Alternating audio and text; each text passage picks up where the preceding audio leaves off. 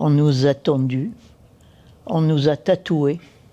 J'avais le numéro A5556, mais quand je demandais ma mère, ma grand-mère, où c'est qu'elles sont, et on me montrait la cheminée du camp qui flambait, pas qui fumait, mais qui flambait. Et j'ai vu des camarades qui prenaient le camion qui les amenait à la chambre à gaz et qui nous ont crié « Si jamais vous vous en sortez, racontez ». C'était le début de l'enfer. Le début de l'enfer.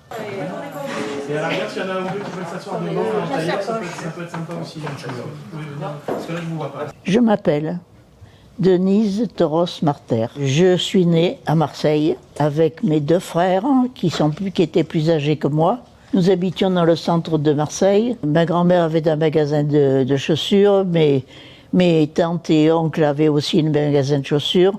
Mon père était garagiste. Mon père ayant été mobilisé et envoyé en Syrie, nous avons déménagé et nous avons habité dans les appartements du gardien du garage de Syrie. Finalement, étant donné qu'il avait 3 enfants et qu'il était quand même, il avait un certain âge, il avait déjà 45 ou 46 ans, on l'a rapatrié.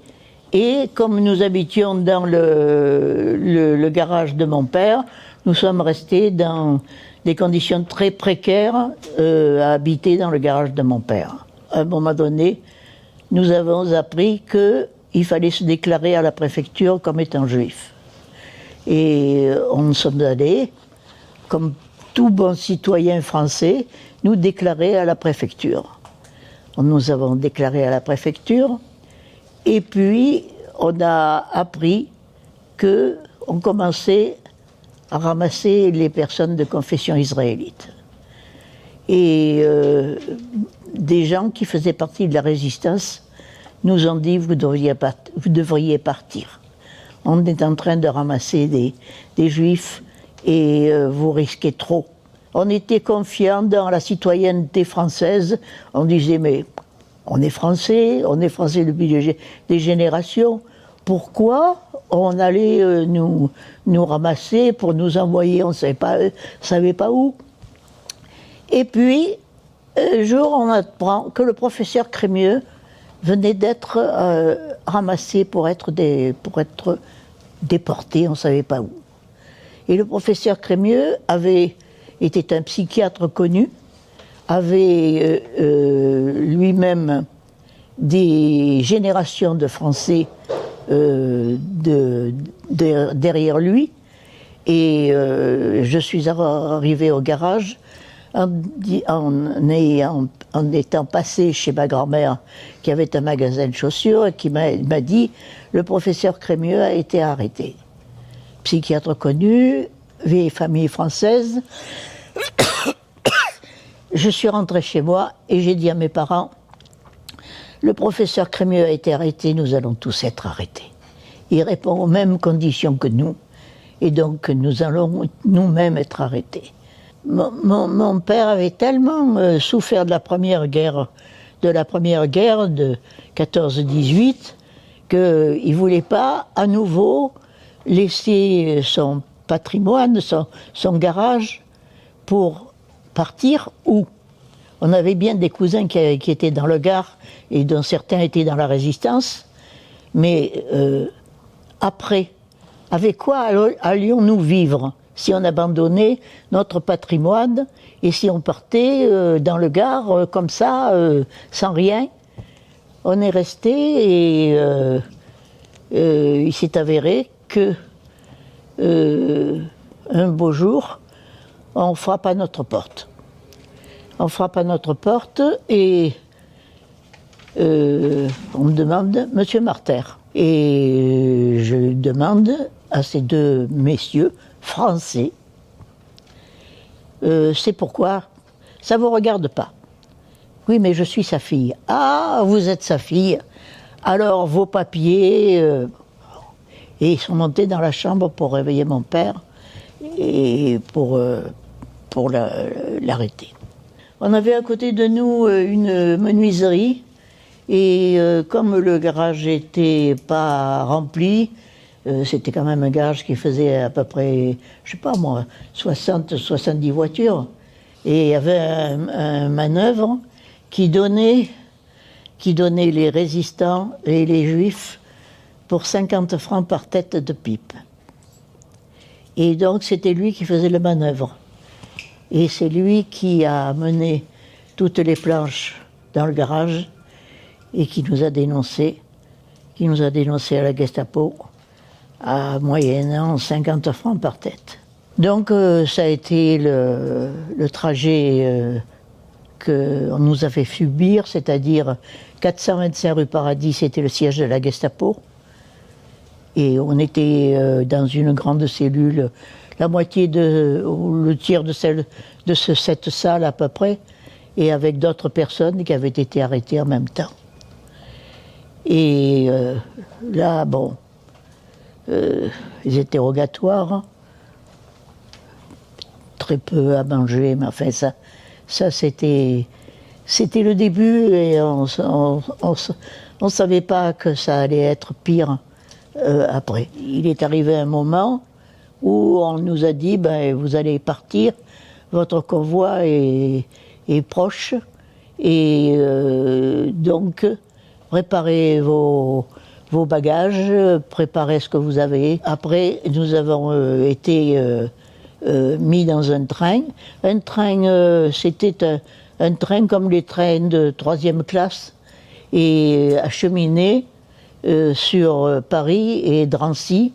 Et Drancy était le lieu de rassemblement de ceux qui allaient partir, on ne savait pas où. Et puis nous sommes restés là, disons, une dizaine de jours. Et après, on a demandé à certaines personnes, on était bien, je ne sais pas moi, plus de 150 mais où est-ce qu'ils vont tous ces convois? Alors il y avait des gens qui parlaient le yiddish et qui m'ont dit ah, ils vont aller à Pichipoy. Et Pichipoy, en yiddish, c'est un village imaginaire et c'était Auschwitz. Mais nous ne le savions pas. Donc on a attendu plusieurs convois qui se sont formés et puis après on nous a dit bon ben c'est à votre tour, préparez vos affaires et on va vous expatrier. Mais expatrier où? C'était sur l'Est, mais on ne savait pas où. On a pensé qu'on allait dans un camp de travail et que, bon, comme avaient fait les STO, les services du travail obligatoires, mais on ne savait pas, on ne savait rien. Donc on nous a amenés dans un train, et là c'était pas des wagons de 3e, c'était des wagons à bestiaux, où on est rentré peut-être 50 dans un wagon, avec une tinette au milieu pour faire nos besoins, et on nous a donné de la nourriture pour le voyage, mais on ne savait pas où on allait. Et il y avait des Allemands, des soldats allemands, sur le toit des wagons pour éviter que nous nous échappions. Et donc on est arrivé à Auschwitz, et là on nous a fait descendre du wagon et excusez-moi, on nous a fait descendre du wagon et il y avait des soldats allemands qui nous ont accueillis. On a été séparés tout de suite. Mon père, ma mère, ma grand-mère et moi. Et il y a eu des déportés qui nous ont accueillis, qui étaient déjà en toile rayée, comme vous avez dû en voir, et qui nous ont chuchoté que les gens âgés prennent les enfants avec elles. Donc on a... Il y a eu des personnes qui ont pris des enfants et en pensant qu'elles allaient aller dans un camp familial. Là, on a été séparés tout de suite de ma mère, de ma maman, les messieurs, les hommes plus loin. Et nous étions, disons, les jeunes filles, et nous pouvions servir encore à quelque chose. Et on nous a fait rentrer dans un bloc qui était le bloc 31, et qui était un bloc de réception des nouvelles arrivantes. Et là, on avait des chalits, une couverture, et ça a commencé Raus en allemand, et mettez-vous là, couchez-vous là, et enfin, c'était le début de l'enfer. Après ça, bon, on a été nommés dans des commandos.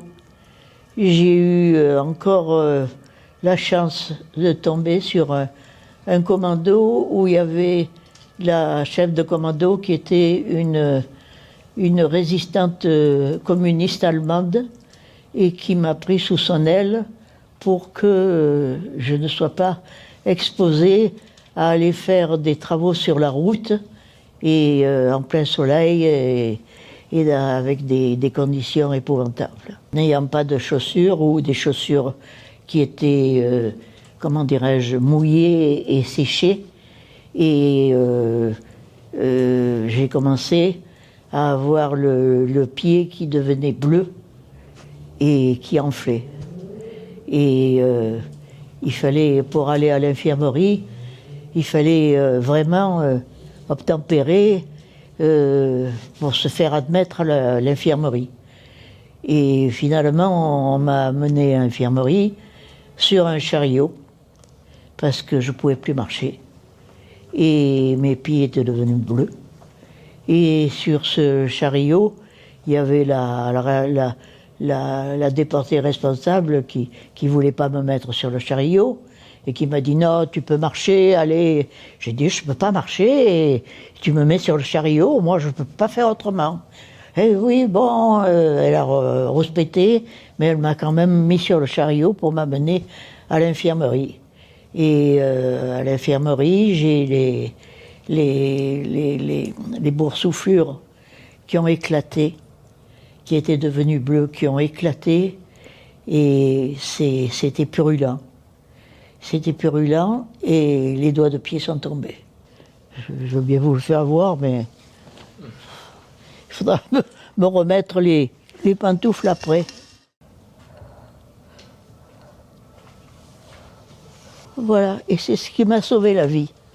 Donc je suis restée un certain temps avec des infirmières qui ont eu pitié de moi et qui m'ont dit tiens le coup, les Russes ne sont pas loin, il faut que tu tiennes. Et effectivement, on entendait des canons et ils ont commencé, les Allemands, à débarrasser des archives, à débarrasser des endroits qui pouvaient prouver leur cruauté. Et finalement, nous sommes restés dans une espèce de no man's land pendant quelques jours. Donc, après ce no man's land, des soldats qui sont rentrés dans le camp. Nous, on avait la tête qui sortait des chalits, et on a vu des soldats, et on a dit qui vous êtes. On a dit nous sommes des Russes. Donc le camp était libéré par les Russes. Il y a eu un officier russe qui est rentré dans la chambrée et qui nous a vu sortir la tête des chalits, et qui nous a dit « pauvres gens ». Et ce pauvre gens, ça a été quelque chose qui m'a tellement meurtri. Et puis finalement, bon, ils nous ont pris en main, ils nous ont fait manger petit à petit, ils nous ont soignés.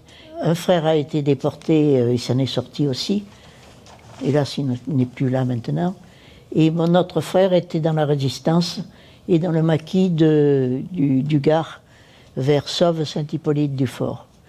Et ils ont su, je ne sais pas comment, par quel message ils avaient reçu, que j'étais vivante et que j'étais soignée à Odessa.